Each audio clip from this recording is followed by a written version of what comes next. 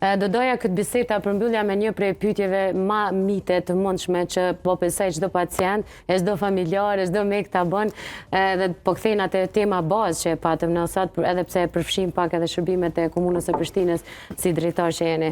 Pyetja më e shpesh që bëhet është sa më shumë që të mungon vaksina, çaq më shumë efekt pozitiv ka. A është e vërtetë? Dëgjoj, aty ajo mund të jetë domosht sigurisht edhe një reakcion i organizmit të bën, sa ajo është domosht na përmes e provokojmë organizmin me kriju antitrupa me vaksinë dhe sigurisht ka raste kur reagimi ynë më i madh që ndodhet te smundjet, e ke pa një pacient reagon më shumë ndaj një smundje se një tjetër, pra është specifik imuniteti edhe kështu që realisht ai mund të jetë një reagim, po nuk është ai asnjë dëmshëm asgjë nuk është të dëmshëm. Me rezultatin s'ka të bëjë. Dikon e munon, dikon se munon, po edhe në muq që s'munon mundet rezultatin efekti krijuar domani antitrupat i njëjtë marrin, sepse kjo ka qenë unë keshet shumë shpesh, po edhe nanat e bojnë se e ka mënu fëmin, ka pas 30 temperaturë, ka efekt. Po është vërtet që imuniteti natyral reagon më shpejt. Po, imuniteti organizmit reagon më shpejt. Ka diçka të bëjë me ata.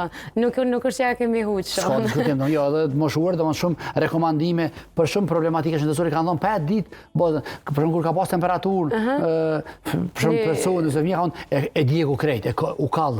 Është e vërtetë që po se hum shumë kalori organizmi kur ka temperaturë.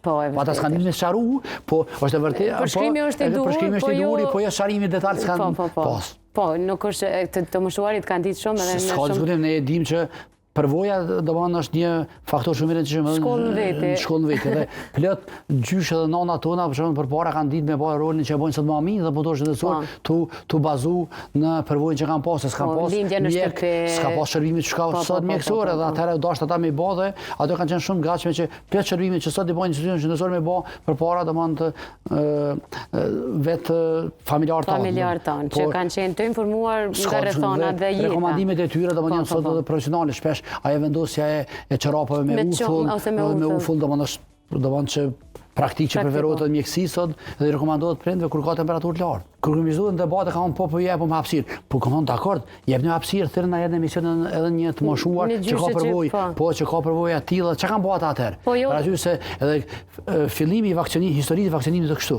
Është konsideruar që variollën kur kanë pas, është konstatuar që njerëzit që kanë nejt me kafsh, se ka qenë edhe kanë rënë kontakt përmes kafshëve me variollën, por kalojnë më lehtë smundjen. Se kanë krijuar imunitet. Imunitet, dhe pastaj ka filluar fazat e para është marrë vaksina prej atyre që kanë kalu me një therrë, është marrë sa gjërponjo, edhe është bërë me dregzat e smundjes, i kanë prejkë personat që kanë punu, edhe ata kanë kriju një imunitet ka dalin smundjes është shumë alet, ose kanë kriju imunitet. Dhe pastaj dhe ardhë dhe mund të krijimi vaksinës, e cila pastaj ka bë mrekullira dhe sot është smundje veç pjesë e historisë, deri kur zbulu vaksina variollës ka qenë smundje shumë fatale për njerëzimin. Dhe fatmirësisht jetojmë në një periudhë kur shumë smundje të tilla janë eliminuar, sidomos edhe në shtete tjera që dia uje. Po edhe të ne, variollë nuk ka as në Kosovë.